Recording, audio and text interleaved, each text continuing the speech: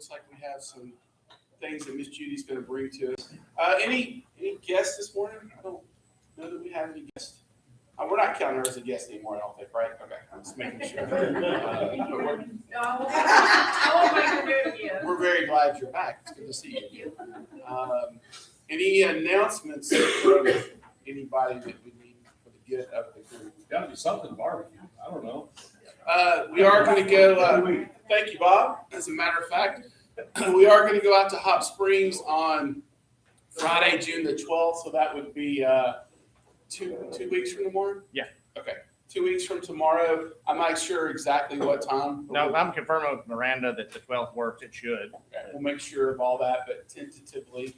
And anybody is welcome. You can come have a cold drink, and we'll talk to Miranda in a little bit. Kind of start talking about barbecue next year. So it's kind of becoming that thing that really takes a big effort. So obviously getting the wheels turning as soon as we can with them, and kind of get some things on their mind, and maybe get a little more feedback from them as well too. So anybody is more than welcome to come to that. Other announcements. Are you going first, or are we waiting? Okay. All right. So Brooks, I'm going to turn the floor to you. Okay, I was gonna just go through, well, Daniel's here. Is there anything in the connector that we need to, okay? Daniel's got a fine looking mustache going, so. It looks good. But so the couple of, I am gonna run through a couple of things here. The Relay for Life is June 12th coming up. On June 18th is the Habitat for Humanity dedication. I believe this is our panel build house dedication. I believe Bill sent out an email about that a while ago, but there's some information in the connector. Also, Greenhouse Ministries is seeking donations to restock the food pantry. They're looking for a lot of canned goods and that kind of stuff. Donations can be dropped off that week. Also, let me pull this up here. Just a couple of calendar things for you guys. We're coming up a little bit further. July the 9th, it looks like we have a club social on the calendar. I don't know that we have any actual deal dates or details on that, but just kind of put that on there that we've got that coming up. And then also,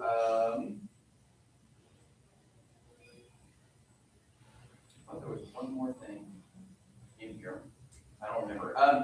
If you guys recall, I'm going to use this as an opportunity here. This is our speakers scheduling tool, and you can see that we have today we have got Club Assembly. Next week we're going to be at Center for the Arts, and we're going to have Sydney Copeland from First Tee Tennessee as our speaker. June 11th, we are still working to confirm the speaker for that particular date. And then anywhere that we have a red box means we do not have a speaker. So we got July 9th, July 16th, July 23rd. Feel free to, recommend some speakers for us, all right?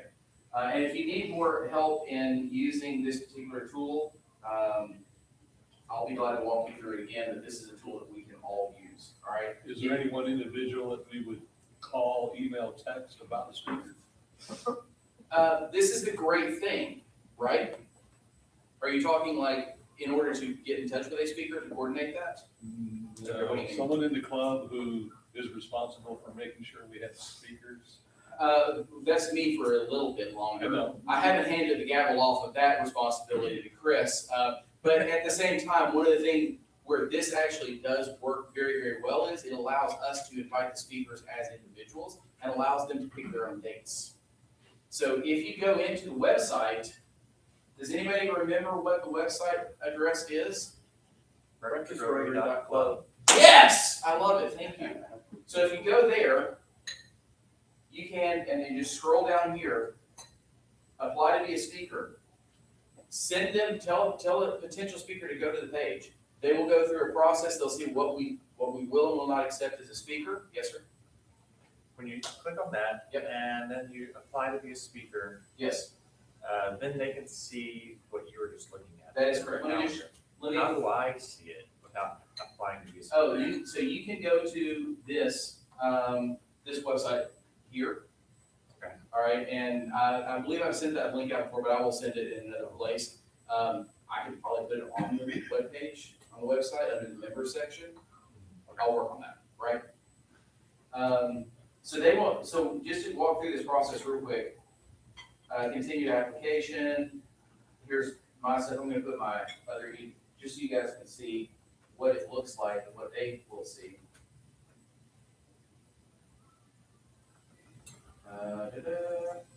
We're gonna have a conversation about that. Okay. Here's, they can also upload their headshot, which is very helpful for us, and they get to select dates. These are all the available dates. So if a date is not available, if we have a speaker or something like that, it doesn't show up on this list. So any of these dates are available for a speaker. So it eliminates that having to go back and forth and going, well, we have these dates in July. Well, none of those work for me. Well, let's talk about the dates we have available in August. Nope, they're all just right here. So it makes it very, very easy. And this will take a huge load off of Chris in trying to schedule.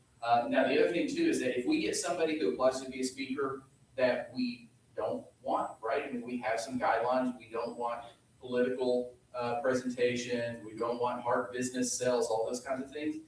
When they do this, it funnels back into this, and admins can then review applications. So, for example, I talked to this guy yesterday who is, he has a mission, it's called the Guardian Initiative. And what he does is, we've all talked about the taking care of caretakers of seniors and of people with special needs and that kind of thing, right? Well, he's doing this on a global scale, but he's taking care of caretakers of traffic victims. So think about it like, not adoption, but foster type program where they'll rescue trafficking victims. Those foster families go through a lot. This is what his mission is. And so he applied to come and speak about what that looks like.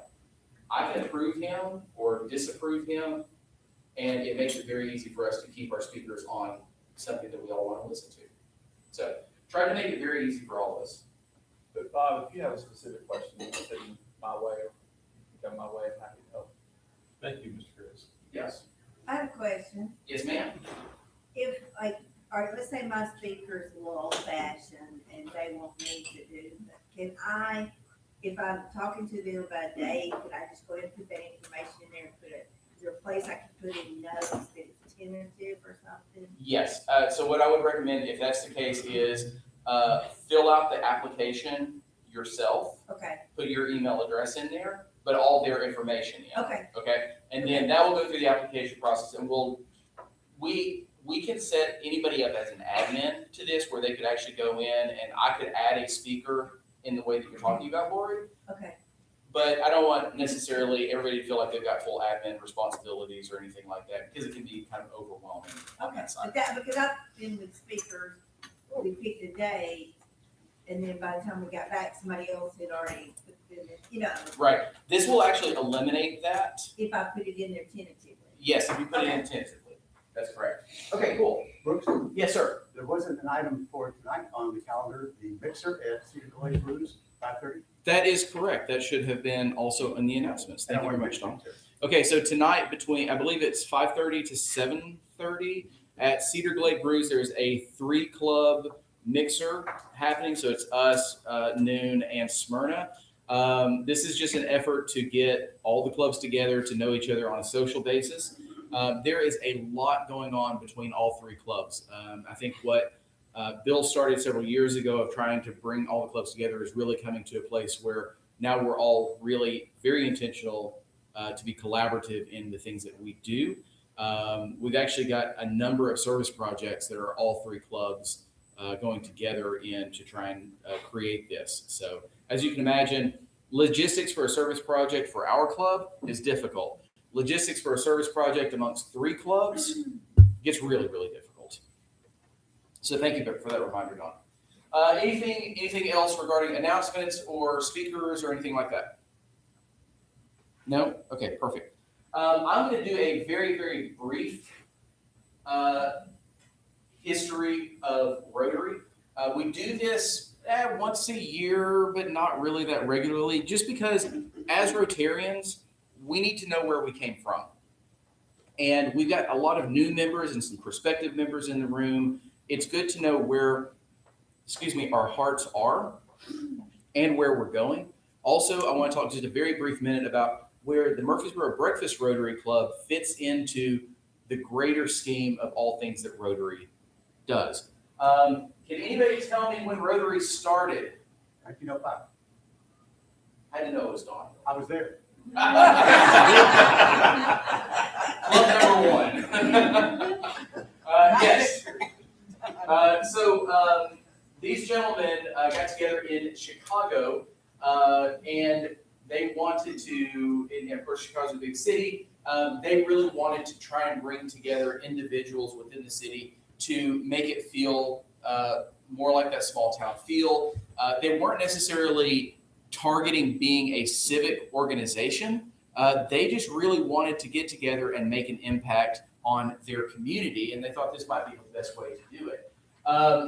Original members, Paul Harris, Sylvester, I don't know how to pronounce his last name. I can totally butcher, what is the H? Can anybody pronounce? Hiram. Okay, thank you very much. Shori and Gustavus Lure. The name Rotary derived from the fact that they would meet at each other's offices and rotate every week.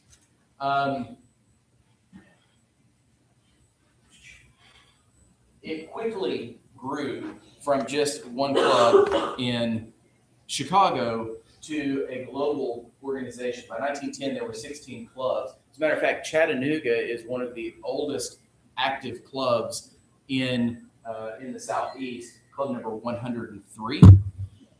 We'll get to where Murfreesboro came into play a little bit later. But we went from very local to very national to very international pretty quickly. First ones were international Winnipeg and Dublin and London right after that. So obviously these four gentlemen found a way to hit on a need in Western society. Is the original club still going? That's a great question. I don't know. Okay. So a couple of the other things that we do, I like, and I will do this in a couple of months, is a full presentation on the four-way test. The four-way test is not something that was originally Rotary, but it was created by a Rotarian. Okay, it's up there. I was going to ask a question if anybody knew the history behind it, but does anybody know the history behind me? Lori, go ahead. He wanted to save his business, and so he came up with these principles to try to keep his business from going bankrupt, I think. Yeah, that's absolutely right. It was Club Aluminum. The company was just in decimation, and he couldn't figure out why. And he started looking at the business practices. He started looking at who they were making deals with, how they were making those deals, and everything just didn't really jive with him. And so he came up with the four-way test and implemented that across the country. Now, for those of us who are big culture people in business, who like to see culture, who develop culture within business, the four-way test is also one of the greatest examples of how building a culture internally can ultimately change the company overall, and in this case, change the world. Rotary, Taylor was a Rotarian, and in let's see, is in my notes here. I want to say it was in the 50s, early 50s. I should know this, but in the early 50s, Rotary actually adopted this as one of its founding tenets to create the four-way test. Let's see, hold on. I'm sorry, it was 1943. It was in my notes, and I didn't even notice. By the way, I wasn't supposed to do this presentation. It was supposed to be somebody else, so I'm just kind of winging it at this point, so please forgive me on that. Let's see. So where is Rotary today? That one got out of line. Okay. So the strategic priorities for 2026. The strategic initiatives over here on the right are the things that we kind of know Rotary for, right? So ending polio. We're this close. Dawn, you would know this. How many cases of wild polio are active right now? I don't know the number, I believe it's only 2 countries. It's 2 in 2 countries, 1 in each country. That's it. We're at 2. Now, the problem with wild polio, what we're trying to do is that it can pop up again. We could see that number go to 45 or 50, like I think 2 years ago, something like that, did the same thing. It popped back up a little bit. But we're in that range right now where we're talking a global population over 8 billion, and we have fewer than 100 cases of polio. We've made some really, really great progress. But also Rotary is and has always been about promoting peace, fighting disease, providing clean water, supporting education, improving maternal and child health, growing local economies, protecting the environment, and disaster response. Those are all the things that everything Rotary is about falls into that. But this year's theme, where I'm coming in this year, is about creating lasting impact. And that's really important because creating lasting impact is a mind shift for Rotary. Rotary has always been about creating change. But the mind shift now is really about taking and empowering all of our members, 1.4 million members, to go out and create a change that will last, that will ultimately change the world for generations to come, right? We've been focused on polio, and not that that's unimportant, but all these other initiatives, all these other focal points are really about building a better future and building initiatives right now and motivating our communities to think more into the future and create and make decisions. And that goes all the way down to the local club.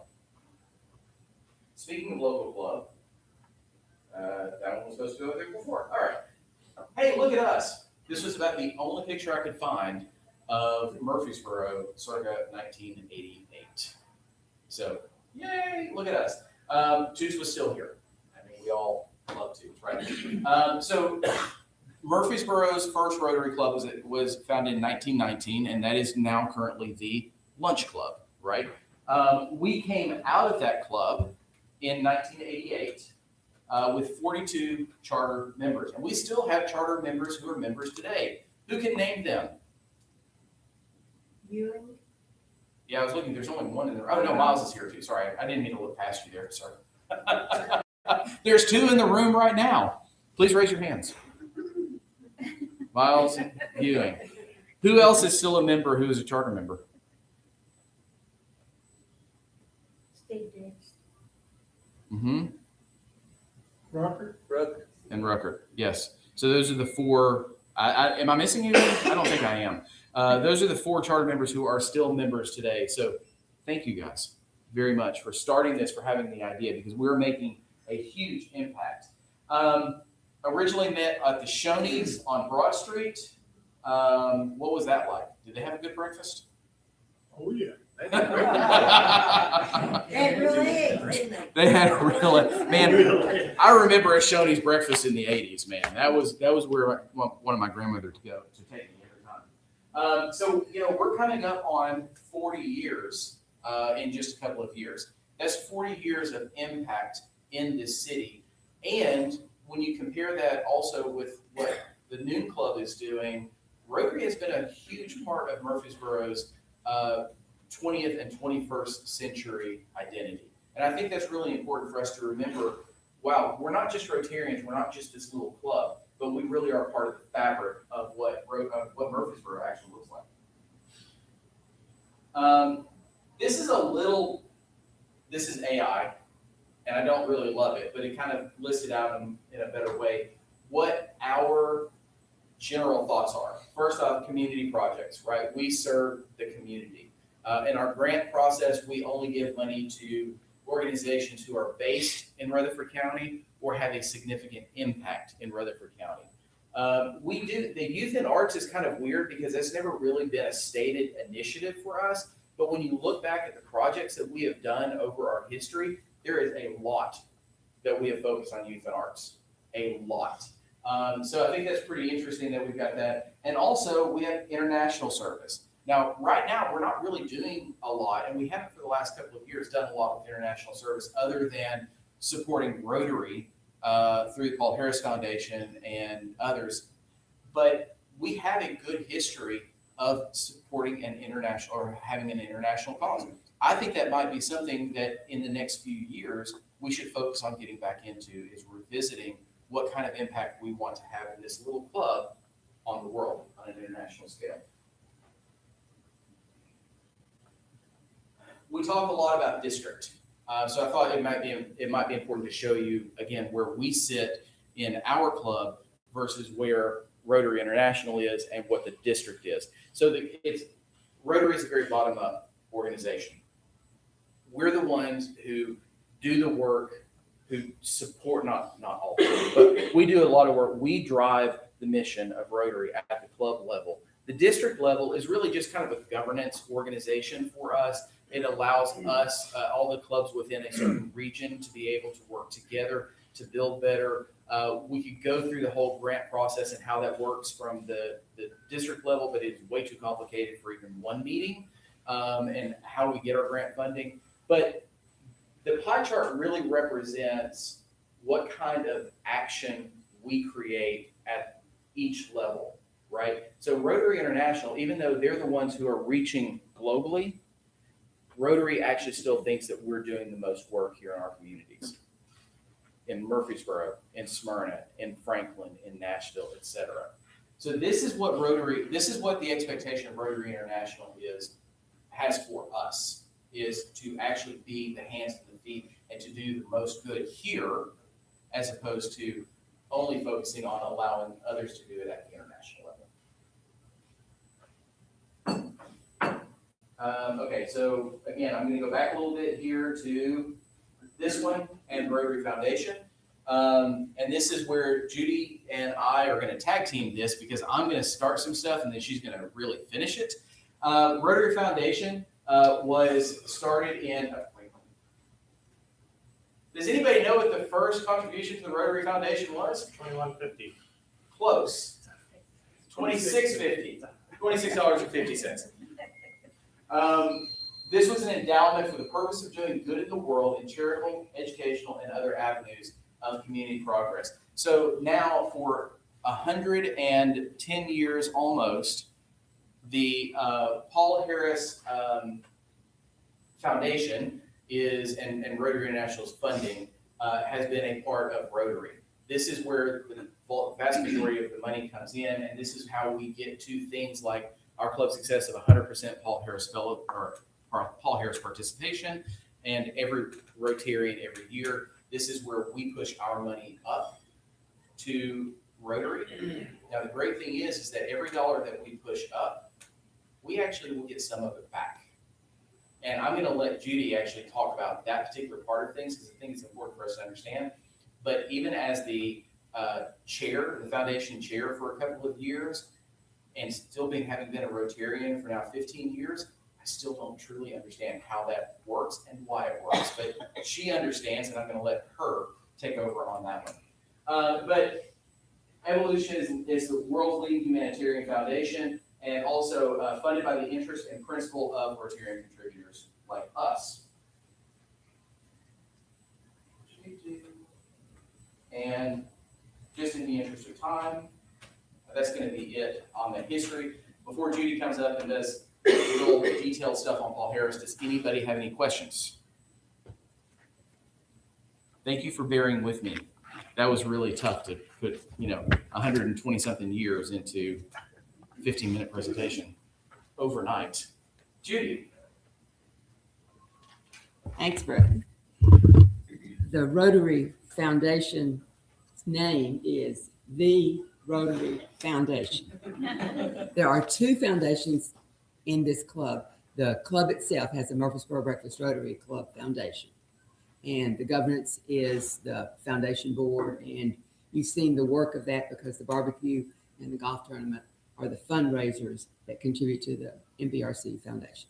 That's not what I'm talking about. I'm talking about the Rotary Foundation, which is where the Paul Harris connections come in. just a couple of points. Now, the money that goes into the Rotary Foundation is what allows Rotarians to do what they do in the world. So without the Rotary Foundation, the Rotary service would be very limited. The money is distributed once it's contributed based on a foundation, a Rotary Foundation board. Basically, former district governors and Rotary International presidents are on that decision-making board. But there are various ways they can distribute the money. So global grants is one of the ways. It's a grant where a club in one country and a club in another country work together to usually do something in where the need is. So the club where the need is, like in Westville in Durban, South Africa, the club we worked with, significant need. And we joined with them to do we built some toilet facilities for a school. So out in the KwaZulu-Natal, there's a concrete block building that's got Murfreesboro Breakfast Rotary's name on it. So, just so you know. But the global grant. So there are 46,000 clubs in the world. So any club can submit a global grant and have a partner club and go there. So that's where, over the years, most of the money has been distributed. What Brooks is talking about with the district funds, half of what's contributed in a district to the Rotary Foundation annual fund comes back to the district for them to be able to distribute for a grant set or written by clubs in the one district. So district distributed grants. Then there is a special bucket for Polio Plus. So when you contribute to Rotary Foundation, you're determining what bucket that money goes in. Most often, if you don't say, it goes to the annual fund. If you say Polio Plus, if you bought donuts at Dunkin' Donuts with a purple pinky, that was all Polio Plus money. And so there are various ways you can distribute your money. The disaster response is something that's been developed in the last few years because it's a quick way to be able to respond to a disaster. It doesn't go through all the steps that a normal grant would go through. So it's quicker. And then there are the peace scholarships. There are 130 last year, I think. Yep. Peace scholarships, which is a significant dollar amount, $50,000, for instance.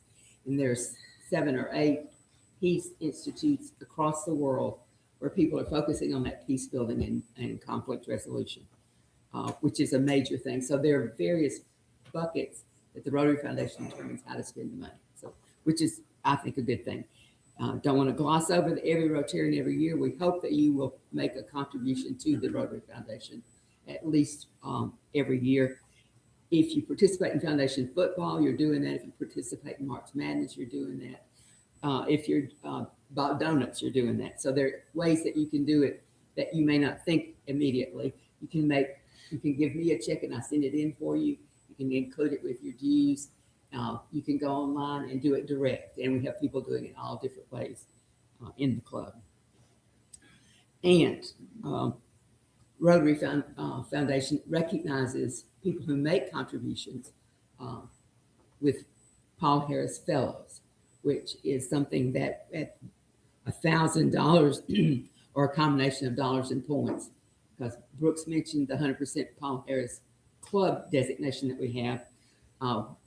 For our new members here, we would have Paul Harris Fellows to distribute to them this morning, but we're maintaining our 100% Paul Harris Fellow Club designation with the help of each of you who have points that you're willing to contribute to that process. So, and we thank you for that. So I have just 4 people I want to recognize this morning with Paul Harris Fellow Plus designations.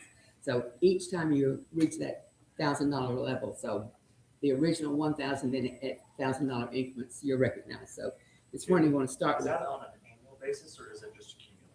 it keeps moving. Okay. You get credit for every contribution you've made in your time as a Rotarian. Thank you. Yep.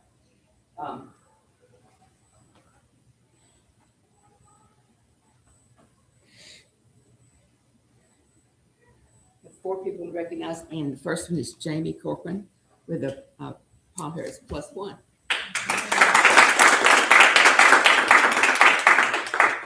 Paul Harris pin adds stones in the pen for designating a plus.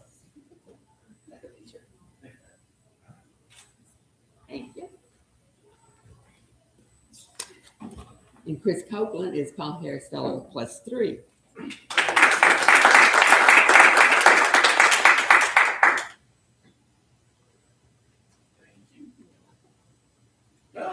Quick. Getting slow these days. Okay. Thank you.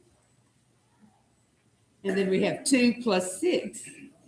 The first designations have blue stones, and after the 4, they switch to red stones. So Paul Harris +6 is 1 red stone, and it's Brooks Crystal is our first.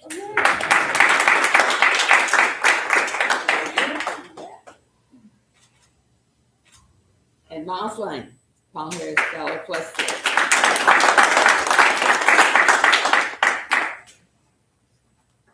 We know why he wore his nice shirt. I just got to wear the same shirts. Hey, Judy. And just one more point. You can also pledge to give $1,000 a year. We talked about everybody giving something, but you can also pledge to give $1,000 a year and be a part of the Paul Harris Society, which Miles Lane is a member of. So just wanted to point that out. Yes, sir. So if you know the number or close to it, just give our group an idea. Back with the Javalanis in the Westville, Westfield Rotary Club. with the combined grants with us, what was that amount? Where did that end? Oh, we did Jambalani functions for about 10 years, I think, and we raised about $100,000. Yeah. It did the amount of money, the end of that project was pretty high, if I recall. It's $100,000. I mean, that's The Foundation Football and March Madness this year raised $12,000. So we are continuing our increase in Rotary Foundation funding, and all of that just makes more things possible. Our club could join with a partner club in an area that we have an interest in helping and write a global grant. There's lots of opportunities for that, not to mention the district designated grants that we have already experienced with our dictionary project in the past. So it's a wonderful opportunity. But the thing is, the Rotary Foundation, just remember 2 different foundations, and we control 100% of the decision-making for the Murfreesboro Breakfast Rotary Foundation. We do not in the Rotary Foundation, but I think we can be well pleased with the way they're managing the money and helping various different causes. So, I think that's all I have, unless there are more questions. And if you have other questions, I have a book, so. A couple of things I'd like to do on this one, just to clarify, and this was discussed a lot at PETS, which is the President-elect Training seminar maybe. It's where Chris and I went back in February to get prepared to lead. Yeah, obviously the enthusiasm is not coming out. Thank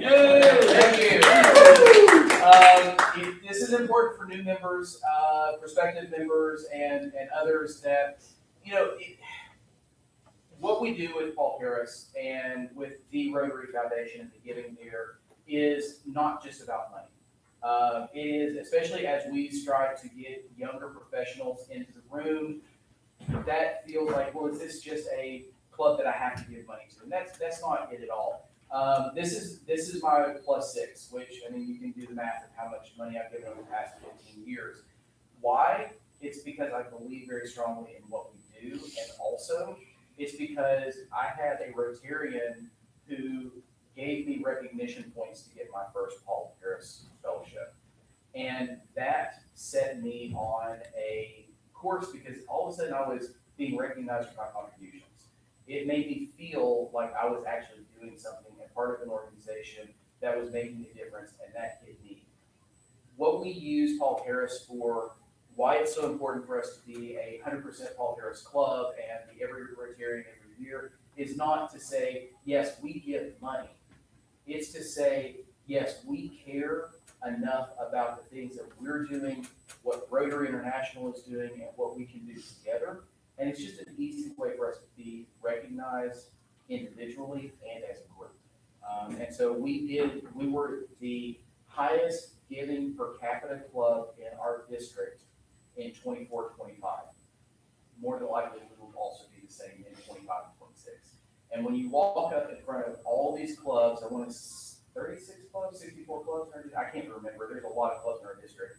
And to be able to walk up there and look at our medium-sized club here in Murfreesboro, Tennessee, and be able to say per capita giving, man, it makes you feel really good, and it makes you actually remember what we're doing this for, that it's not just breakfast on a Thursday morning and listening to a speaker. So, yeah, anyway, I just want to make sure that everybody in the room knew that. Is there other stuff over there for us, or is that? No, they're missing. Oh, okay, well, that's fantastic. We All can right, go to see, the and end. you have to participate, which means you have to be here to win the lottery, right? So, anybody want a free? We do have a fireside chat coming up at Judy's house in August. I believe it's August 12th. That's sort of a new member orientation. We'll go more in depth about all the things that are happening with Rotary, our club, basically this, but we're going to talk about it for about an hour to an hour and a half, and we're going to eat really, really well too. So put that on your calendars. Is there anything else, guys? Yes, sir. Brooks, you left out the one piece of information. What number are we? What number are we? It's our club number. What is our club number? What number in 45? Oh my gosh, I don't even know what our I club thought number you is. said, I thought you were going to tell us what number. 25,327 or something like 25? Okay. that. No. No. 25,327. 25,000. 25,327. Thank you, Okay, Judy. good. Okay, that's. Are you kidding me? I just learned our district number last month. 25,327. Wait, let me double check that, but I think that's. Okay, yeah. I don't. I mean, there's a lot, there's a lot of clubs, but I'll tell you what, That's great. it's when, yes, even walking up there and kind of being that really awesome thing about being recognized as per capita giving is fantastic, but also seeing all these other clubs and feeling the same passions that they have for Rotary that we do. 25,327 is our number, and this 24-25 reports at 46,000 clubs. 46,000 clubs. Okay, great. So we're about right in the middle. So Bob, There's also another tool out there to see globally what's going on, and it comes to our mailbox once a month. Is the Rotary magazine. new members don't automatically get subscribed to the magazine. Okay, I just want to let you know that. did not know that. Yeah, it's an opt-in thing now, Grant Magazine. Okay, Yeah, But it's but available online. it is available online, absolutely. And yeah, it's the Rotary Magazine, and that's where Don gets all of his information. So when he comes in here going, yeah, I know what's going on in Rotary, it's because he reads the magazine. Study late night. Wednesday nights. What is the opt-in process for the magazine? That actually, I need to look into that. I do not know what the answer is with that. I would assume that in the membership application, there is a checkbox or something like that, that if you would like to receive the magazine, and there's no charge for it, but if you would like to receive the magazine, I think it's just a cost savings measure for people who don't read it and they don't want to have to go through mail and cost them all that. That's interesting, because I'm relatively new, Yeah. and I didn't opt in, so that's a new process. And I get the magazine, and I think to myself, right, wrong, or indifferent, this is a huge sum of money that is going to mail Yes. magazines. And I'm like, I wanna opt out, especially knowing that the same information is available online, because the cost of distribution is huge. I will look into where you can opt out of that and get that, let you know about that. Yeah, I mean, I agree. I get it. I read it about half the time. Mostly it's because of just ADHD. I can't sit down there and read it, but the amount of information in there is amazing. And it's also very inspiring to see what other clubs are doing. It's fantastic. You also see Meals of Hope in there, so You can see Meals of Hope in there. one of the first acts on there. All right, anybody, anything else? Just Yes, a ma'am. correction on the new member orientation date, it's August the 25th. 25th, I'm sorry. I think the 12th was the first date, and I had not yet. So August 25th is that. And it's not just a new member orientation, it's all Rotarians are welcome to come. So if you need a refresher, if you just need another social. I'll go through in June, on June 25th, when I sort of preview what my year looks like, but we will have more scheduled events. Actually, all the socials have been scheduled. We have 2 fireside chats that have been now scheduled. So we actually have a calendar for these. We'll follow that calendar so we can be a little bit more prepared for those opportunities. And we will be having a Bring a Friend for Rotary Day. All right. So, anything else? Yes, ma'am. I did, while I was actively listening to your, totally enthralling presentation. Thank you. I did happen to Google if the first Rotary Club is active, and yes, it is still active. And I'm not sure, because I really was listening and I didn't have time to figure it out. But somehow I believe it probably ties into international headquarters in Evansville. Okay. So, but it is, the first Rotary Club is still active in Chicago. As long as they ring a bell. That's right. They got a big bell. Interesting. There are actually a number of just 100% virtual clubs that exist out there. They don't actually have a physical meeting space at all. Pretty interesting. Okay. Nobody else? Chris, you want to ring us out? No, I'll let you. Are you sure? Okay. Let's hear it. Gotta find the gavel first. Hold on. My impression of Chris. Not Brooks. Go be Rotarians. Don't be